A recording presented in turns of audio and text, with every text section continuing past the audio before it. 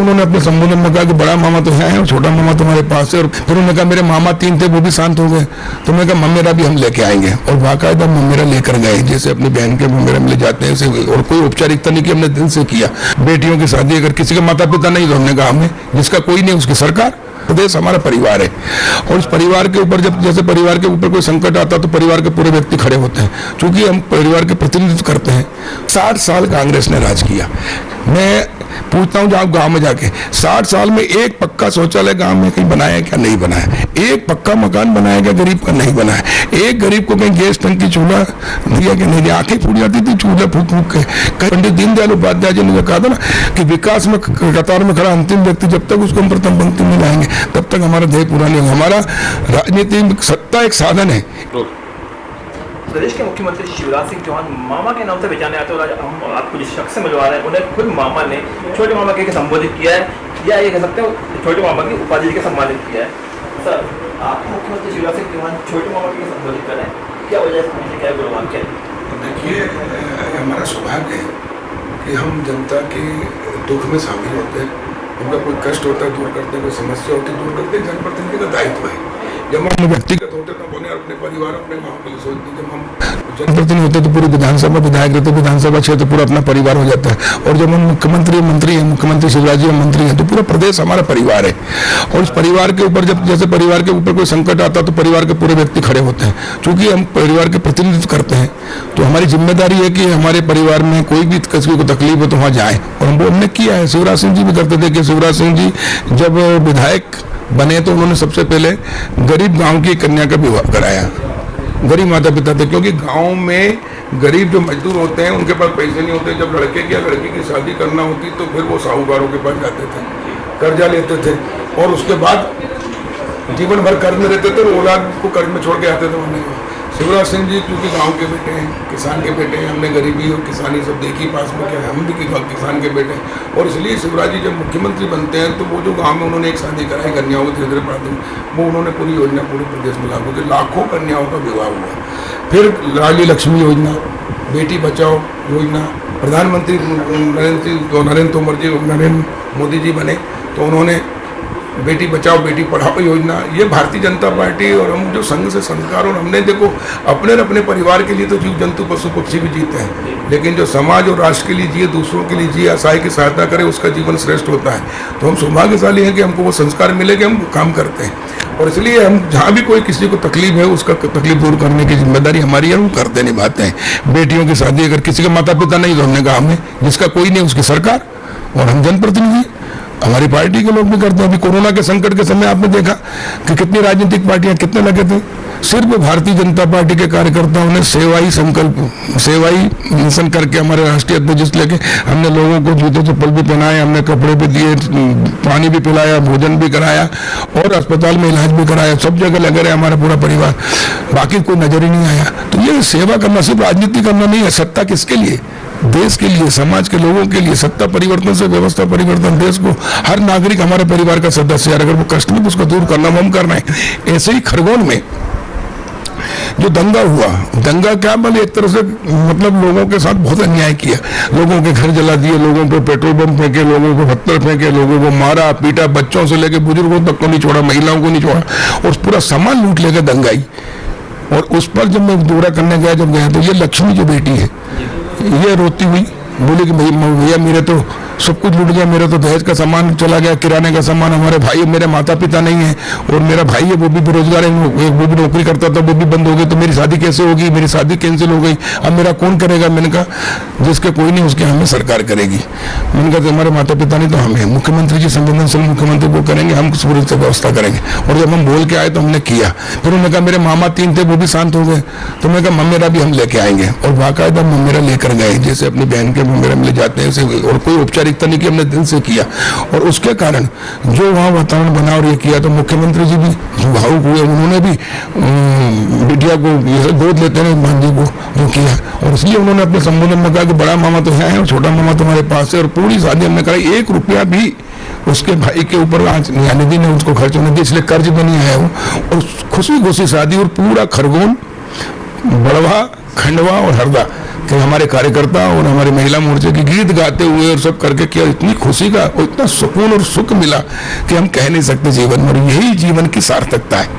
देखिए, सफल होना और सार्थक होने में अंतर है। सफल हो गए आप विधायक बनने में, सफल हो गए आप मंत्री बनने में, सफल हो गए मुख्यमंत्री प्रधानमंत्री बनने में, जैसे कि पहले कांग्रेसी हुए, लेकिन सार्थक नहीं हुए, लोगों के दिल से नहीं जुड़े, लोगों की सेवा नहीं की। लेकिन हमारा सौभाग्य है और हम भाग्यशाली है कि हम सफल भी हुए और सार्थक भी हुए, कि हम जिस उद्देश्य के लिए बने वो उद्देश्य पूरा किया। गरीब की सहायता करना, देश को आगे बढ़ाना, आत्मनिर्भर बनाना और इस देश से सब समस्याओं को दूर करना, उसमें हम लगे हुए, उसमें सफल हुए। इसलिए जनता का दिल और विश्वास हमने जीता है और आगे भी जीतते रहेंगे। हमारे नेता प्रधानमंत्री नरेंद्र मोदी जी हो, हमारे नेता शिवराज जी और कार्यकर्ता, हमारे नेता अच्छे हैं, हमारी नीति अच्छी है और हमारी नीयत अच्छी है और हमारे संस्कार अच्छे हैं, जो देश के लिए जीने का संस्कार है और इसलिए हम समाज के लिए जीने का है और उसके लिए काम करते हैं और उसकी जनता का दिल और विश्वास जीतते हैं और सुख मिलता है। और इसीलिए हम जनप्रतिनिधि हैं, इसीलिए सरकार है।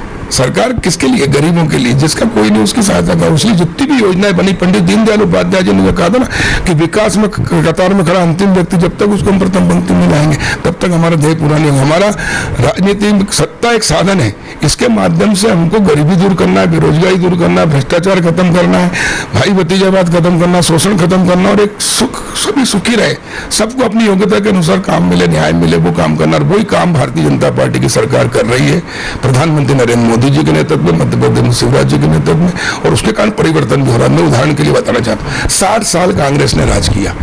मैं पूछता हूँ आप गांव में जाके, 60 साल में एक पक्का शौचालय गांव में कहीं बनाया क्या? नहीं बनाया। एक पक्का मकान बनाया क्या गरीब का? नहीं बनाया। एक गरीब को कहीं गैस टंकी चूल्हा दिया कि नहीं दिया? आंखें फूट जाती थी चूल्हा फूक फूक के। कहीं एक घर खाने की व्यवस्था की? नहीं की। कहीं गांव में 1 किलोमीटर सड़क बनाई? नहीं बनाई।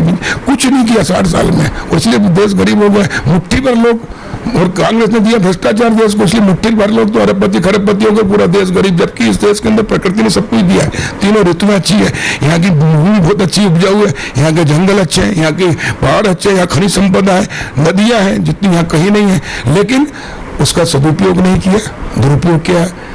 कुछ लोगों के लिए कि ऐसी नीतियां बनाई जो मुट्ठी भर लोग जो लखपति अरब खरबपति होकर बाकी देश गरीब। और भारतीय जनता पार्टी की सरकार आई, प्रधानमंत्री चाहे अटल बिहारी वाजपेयी जी, उस समय जब बने थे तब देखिए देश में, ये देश गांव का देश है, ये देश कृषि प्रधान देश है, लेकिन जो 80% लोग गांव में रहते हैं उनके लिए कांग्रेस के 50-60 साल के शासन में 20% पैसा खर्च होता है, और शहरों के अंदर 20% लोग रहते हैं, वहाँ 80%। इसलिए शहर तो थोड़े बहुत मर गए लेकिन गाँव पिछड़ गए, खाई चोरी हो गई। प्रधानमंत्री अटल जी बने तो वही पंडित दीनदयाल उपाध्याय जी का कि लोकतंत्र बहुमत और सबके जिनको आवश्यकता है, तो उन्होंने जो बजट का पहिया उल्टा घूम रहा था विकास का, उसको सीधा किया।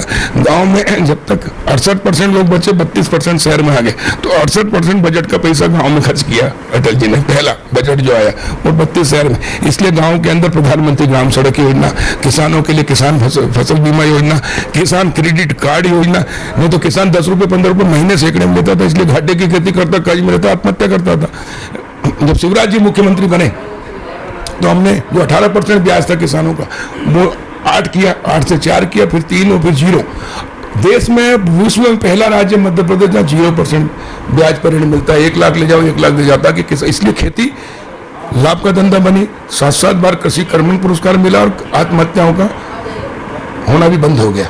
और फसल बीमा योजना RBC 6-4 में पहले हाथी के दांत दिखाने को खाने की, और जो अंग्रेजों के समय की RBC थी वो कांग्रेस ने 50 साल में नहीं बदली। जब शिवराज जी मुख्यमंत्री बने, में राजस्व मंत्री बना तो हमने बदली, तो जहाँ 5 करोड़ नहीं मिलते थे आज 50,000 करोड़ मिल रहे। फसल बीमा का लाभ देश में सबसे अधिक मध्य प्रदेश में मिल रहा, और इसलिए कृषि उत्पादन भी, विकास दर भी देश की सबसे नंबर 1, पूरे देश में सर्वाधिक मध्य प्रदेश की लगातार, इसलिए 7 बार कृषि कर्मण पुरस्कार मिल रहा है और आगे भी मिलेगा। और किसान की आय हमने 22 में ही 2 गुना कर दी। और इसलिए हम जो भी योजनाएं बनाते हैं, पंडित दीनदयाल उपाध्याय जी के और महात्मा गांधी जी कहते थे गांव के विकास से देश का विकास होगा, लेकिन कांग्रेस ने 60 साल राज किया, लेकिन गांव के जो आबादी में बसता उसको मालिकाना हक नहीं दिया। हमने मालिकाना हक दिया, इसलिए अब गांव में किसान खेती के साथ व्यापार, व्यवसाय, उद्योग भी कर सकेगा। गांव में अब बेरोजगारी दूर होगी, आत्मनिर्भर होंगे गांव, किसान आत्मनिर्भर होगा तो देश आत्मनिर्भर होगा। और इस प्रकार हम इस देश की पूरी समस्या खत्म करना चाहते हैं और देश को आत्मनिर्भर बनाते हुए 21वीं सदी भारत की सदी बनाना चाहते हैं। जो विवेकानंद जी ने सपना देखा था वो सपना प्रधानमंत्री नरेंद्र मोदी जी के नेतृत्व में साकार होगा और दुनिया का सिरमौर बनेगा भारत।